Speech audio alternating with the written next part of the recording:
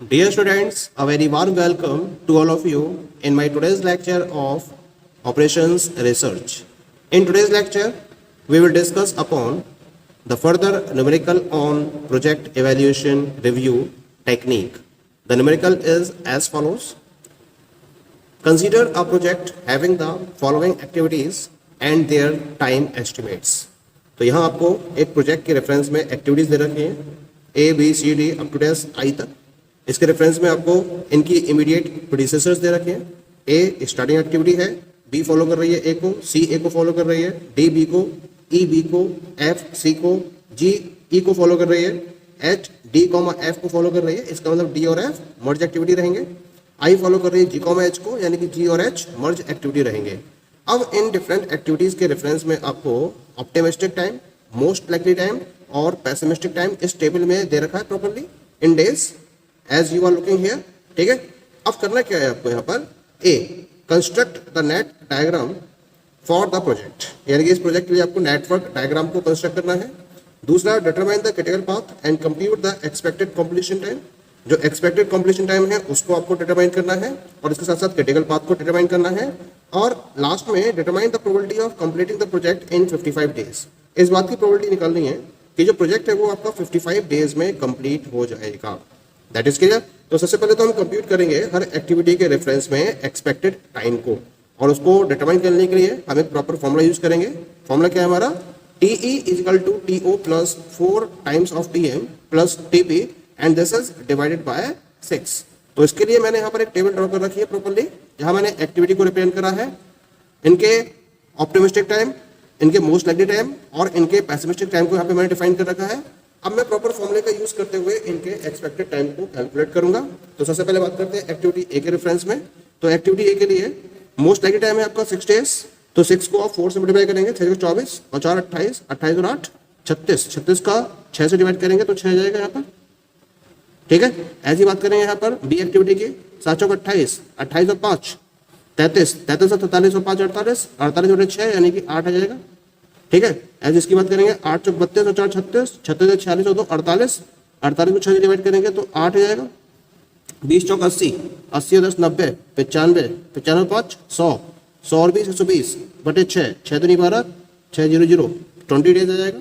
18 चौक 72 और 10 82, 82 और 20 102 और 6 108, 108 को 6 से डिवाइड करेंगे तो 6 एकम 6 और 4 10 6 48, 18 डेज आ जाएगा इसका. अब निकालते हैं इसका 9 चौक 36, 36 और 8 44, 44 और 6 50 और 10 60, 60 को 6 से डिवाइड करेंगे तो 10 डेज आ जाएगा इसका. 8 चौक 32 और 4 36 और 2 38 10 48, 6 8 48, 2 और चौक 8 और 1 9 और 3 12 बटे 6 यानी कि 2 डेज आ जाएगा इसका. 7 चौक 28 और 6 34, 34 और 8 42, 42 बटे 6 यानी कि 7 डेज आ जाएगा. तो इस तरह से डिफरेंट एक्टिविटीज के रेफरेंस में मैंने इनके एक्सपेक्टेड टाइम को कैलकुलेट कर लिया है. अब हम क्या करेंगे, अब हम इमीडिएट प्रीडिसेसर्स और इस एक्टिविटी टाइम के बेसिस पर पहले तो नेटवर्क डायग्राम को ड्रॉ करेंगे और फिर इनके अर्लीस्ट और लेटेस्ट स्टार्टिंग टाइम को कैलकुलेट करते हुए क्रिटिकल एक्टिविटीज को डिटरमाइन करेंगे और उसके बेसिस पर क्रिटिकल पाथ को डिटरमाइन करेंगे. So now we will draw the network diagram for the given project. और इसके रेफरेंस में सबसे पहले दे रखी है आपको स्टार्टिंग एक्टिविटी ए. तो इसके लिए मैंने 2 सर्कल्स ड्रॉ कर रखे हैं. इन दोनों सर्कल्स को हम एक एरो के मीडियम से ऐड कर देंगे. तो ये डिफाइन करेंगे एक्टिविटी ए को. ठीक है. इस एक्टिविटी ए के रेफरेंस में एक्सपेक्टेड टाइम आपने निकाला है 6 डेज का. नाउ आपको दे रखा है बी और सी दोनों ए को फॉलो कर रहे हैं. तो यहाँ मैंने एक्टिविटी बी और यहाँ मैंने शो कर the activity C. This is activity B and this is activity C. B का expected time आपने निकाला है 8 days और C का expected time आपने निकाला है, ये भी 8 days ही निकाला है आपने. ठीक है. आगे देखते हैं. D और E फॉलो कर रही हैं B को. ठीक है. तो D और E के लिए मैंने यहाँ पे नोट करा एक एक्टिविटी आ गई यहाँ पर डी और ये एक्टिविटी आ गई आपकी, इसको तो मैंने डी लिख दिया है और इसको लिख दिया मैंने ई. डी का एक्सपेक्टेड टाइम आपके पास है 20 डेज और ई का एक्सपेक्टेड टाइम है आपके पास 18 डेज। ठीक है, now come to the next. C को फॉलो कर रही है एफ, तो और डी कॉमा एफ क्या है, मर्ज एक्टिविटी है, इसी वजह से डी को मैंने नीचे लिखा हुआ है। तो ये सी फॉलो कर रही है, सी को फॉलो कर रही है एफ, और ये एफ डी पे जाके मर्ज हो जाएगी क्योंकि D comma F merge activity है, क्योंकि एच फॉलो कर रही है डी कॉमा एफ को। ठीक है, इसका मतलब जो एफ का टाइम दे रखा है आपको, that is given you equal to 10 days. Now H follow कर रही है डी कॉमा एफ को,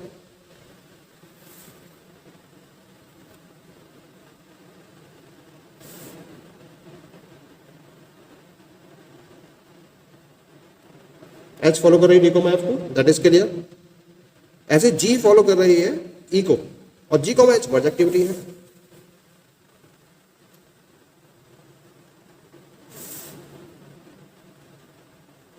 ये जी है आपकी, ये फॉलो कर रही है ई को, और जी कॉमा एच आपकी मर्ज एक्टिविटी हो गई। और जी कॉमा एच को फॉलो कर रहा है, जी कॉमा एच को फॉलो कर रहा है कौन, आई। तो यहां से मैंने एक एक्टिविटी फाइनली फॉलो कर दी, एंड दिस इज एक्टिविटी आई। जी का टाइम आपको दे रखा है 8 डेज, एच का टाइम आपको दे रखा है 2 डेज, और आई का टाइम ड्यूरेशन दे रखा है आपको 7 डेज। ठीक है, तो इस तरह से हमने दिए हुए प्रोजेक्ट के रेफरेंस में नेटवर्क डायग्राम को ड्रॉ कर दिया है। अब हम क्या करेंगे, अब हम हर पर्टिकुलर इवेंट के रेफरेंस में नंबरिंग प्रोवाइड करेंगे। This is 1, this is 2, this is 3, this is 4, this is 5, this is 6, then 7 and then 8। Numbering हो गई। अब हम हर इवेंट के रेफरेंस में अर्लीस्ट स्टार्टिंग टाइम और लेटेस्ट स्टार्टिंग टाइम को कैलकुलेट करेंगे। तो यहाँ मैं ई वैल्यूज और एल वैल्यूज को नोट कर लेता हूँ। E1, L1, E2, L2,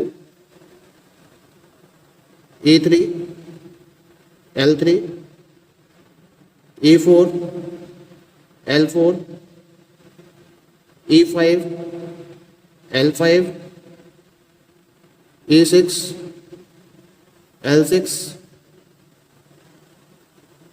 E7, L7, E8, L8। Clear है तक? अब हम यूज करेंगे फॉरवर्ड पास मेथड। और फॉरवर्ड पास मेथड के अकॉर्डिंग E1 की वैल्यू होगी 0, 0 प्लस 6 E2 हो जाएगा 6, 6 प्लस 8 14, E3 हो जाएगा 14, 6 प्लस 8 14, E4 भी हो जाएगा 14। ठीक है, 14 प्लस 18, 14 प्लस 18 हो जाएगा 14 प्लस 10 24 प्लस 8 32। ठीक है, ऐसे यहां देखिए E5 के करस्पॉन्डिंग दो वैल्यूज मिलेंगी, एक तो यहां से मिलेगी 14 प्लस 20 34, और एक यहां से मिलेगी 14 प्लस 10 24। मैक्सिमम कौन सी है 34, तो हम 34 को कंसीडर करेंगे यहाँ पर। अब E7 के करस्पॉन्डिंग भी हमें दो वैल्यूज मिलेंगी, 32 प्लस 8 40, 34 प्लस 2 36। तो कौन सी काउंट करेंगे 32 प्लस 8 यानी कि 40 वाली वैल्यू को इंक्लूड करेंगे हम यहाँ पर। 40 प्लस 7 47 हो जाएगा E8। ठीक है, अब हम यूज करेंगे बैकवर्ड पास मेथड, और बैकवर्ड पास मेथड के अकॉर्डिंग हम L8 को रखेंगे 47 के अकॉर्डिंग। 47 रख दिया। अब वैल्यूज माइनस करते चले आइए, जो एक्टिविटी टाइम है उसको आप माइनस करते चले आइए, और प्रीवियस इवेंट के रेफरेंस में लेटेस्ट स्टार्टिंग टाइम कैलकुलेट हो जाएगा। 47 minus 7 that is 40, 40 minus 8 that is 32। ठीक है, 40 माइनस 2 दैट इज 38, 38 माइनस 10 यानी कि 28। यहां देखिए, यहां पर दो एक्टिविटीज क्या हो रही हैं, बर्स्ट हो रही है यहां से, तो दो टाइम आएंगे। 32 माइनस 18 कितना आएगा, 32 माइनस 18 14 आएगा, और एक आएगा 38 माइनस 20 18। तो कौन सा टाइम काउंट करेंगे 14, क्योंकि 14 मिनिमम है इन दोनों में से। यहां भी आपके पास दो इवेंट बर्स्ट हो रही हैं, तो एक तो 14 माइनस 8 6 आएगा, और यहां से 28 माइनस 8 20 आएगा। तो किसको काउंट करेंगे 6 को, क्योंकि 6 मिनिमम है इन दोनों में से, और 6 माइनस 6 कितना हो गया 0।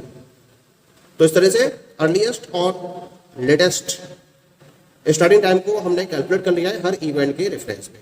अब हमें देखना है कि इनमें से कौन सी एक्टिविटी आपके क्रिटिकल एक्टिविटीज हैं। तो पहले तो वो इवेंट सर्च करिए जो ई और एल की सेम वैल्यूज को डिफाइन कर रही हैं। यहाँ ई वैल्यूज एन वैल्यूज सिमिलर हैं, 2 पर सिमिलर हैं, ठीक है, इवेंट 3 पर सिमिलर हैं, इवेंट 6 पर सिमिलर है, इवेंट 7 पर सिमिलर है और इवेंट 8 पर सिमिलर है। तो इसके अकॉर्डिंग जो क्रिटिकल एक्टिविटीज हो गई आपकी, क्रिटिकल एक्टिविटीज यहां से क्लियरली हमें दिखाई दे रही है। कौन कौन सी हैं? एक तो ए, दूसरी बी, बी के बाद ई, ई के बाद जी और जी के बाद आई। या फिर हम कह सकते हैं इसको 1 to 2, 2 to 3, 3 to 6, 6 to 7 and 7 to 8। ये क्या हो गई? ये हो गई आपकी क्रिटिकल एक्टिविटीज। यहां तो क्लियर हो गया। अब इसके बेसिस पर क्रिटिकल पाथ को भी डिटरमाइन कर लीजिए। तो क्रिटिकल पाथ भी हमें क्लियर है बिल्कुल। यहां से क्रिटिकल पाथ क्या है? A to B, B to E, E to G, G to I। या फिर इसको हम अगर नंबरिंग के बेसिस पर डिफाइन करें तो 1 to 2, 2 to 3, 3 to 6, 6 to 7 और 7 to 8। ये क्या हो गया इसका? This is the critical path. अब हमें निकालना है प्रोजेक्ट कंप्लीशन टाइम। यहां पर कैलकुलेट करना है प्रोजेक्ट कंप्लीशन टाइम। तो एक्सपेक्टेड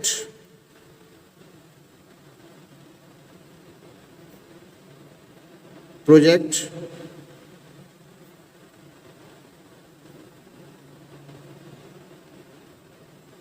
कंप्लीशन टाइम कितना जाएगा? जो क्रिटिकल एक्टिविटीज है उनके टाइम ड्यूरेशन को ऐड करते चले जाइए। ए का टाइम ड्यूरेशन है 6 डेज, बी का टाइम ड्यूरेशन है 8 डेज, ई का टाइम ड्यूरेशन है 18 डेज, जी का टाइम ड्यूरेशन है 8 डेज और आई का टाइम ड्यूरेशन है 7 डेज। इनको आप ऐड कर दीजिए। 6 और 8 14, 14 10, 24 और 8 32, 32 और 8 40, 40 7 47, 47। तो इसका मतलब जो प्रोजेक्ट है उसका एक्सपेक्टेड कंप्लीशन टाइम है 47 डेज। यहां तक क्लियर हो गया हमें। अब हमें डिटरमाइन करना है इस बात की प्रोबेबिलिटी को कि जो प्रोजेक्ट है वो 55 डेज में कंप्लीट हो जाएगा। So now the probability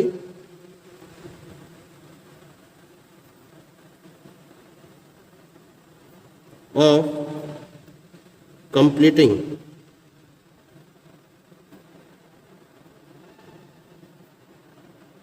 the project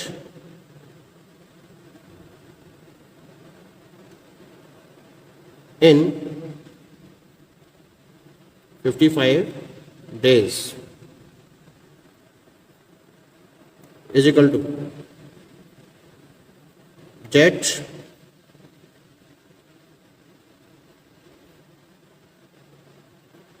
probability Z is less than equal to TS minus TE upon sigma. Z is equal to TS minus TE upon sigma. तो इसके लिए हमें किसकी रिक्वायरमेंट होगी? हमें सिग्मा की रिक्वायरमेंट होगी। यानी कि जो आपकी क्रिटिकल एक्टिविटीज दे रखी है उनके हमें स्टैंडर्ड डेविएशन की वैल्यू को कैलकुलेट करना है। ठीक है, तो सबसे पहले तो हमें डिटरमाइन करना पड़ेगा क्रिटिकल एक्टिविटीज के रेफरेंस में स्टैंडर्ड डेविएशन को डिटरमाइन करना पड़ेगा। तो हम वेरिएंस निकाल लेते हैं। तो पहले हम निकालते हैं सिग्मा ए स्क्वायर।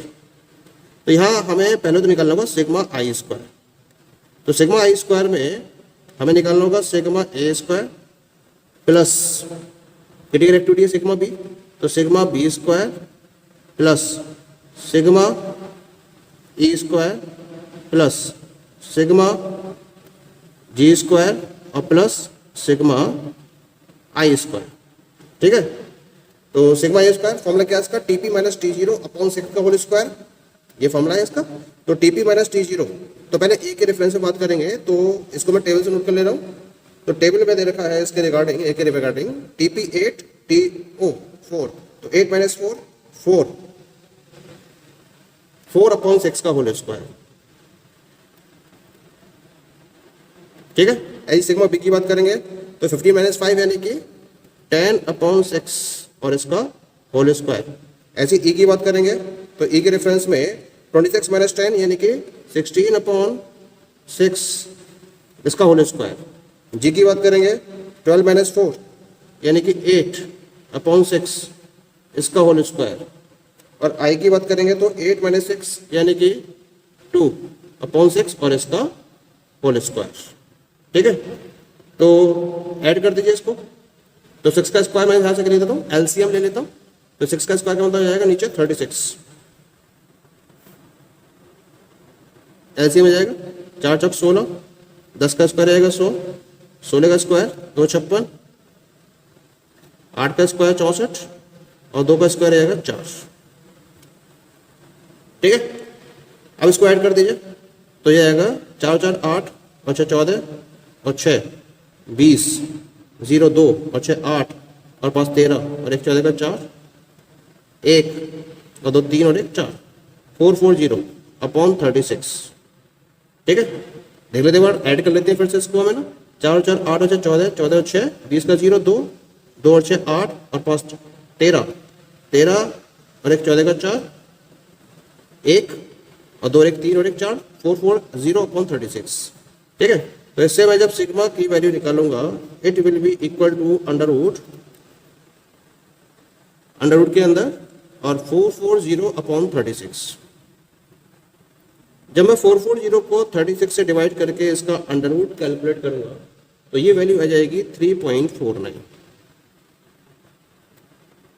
ठीक है, तो सिग्मा की वैल्यू यहां पे मैंने ऑब्टेन कर लिया। अब मैं जाऊंगा इस पर्टिकुलर पार्ट पर। तो इक्वेशन में देख लेते हैं, प्रोबेबिलिटी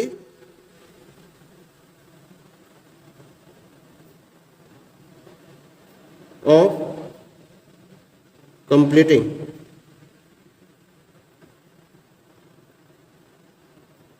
प्रोजेक्ट इन 55 डेज।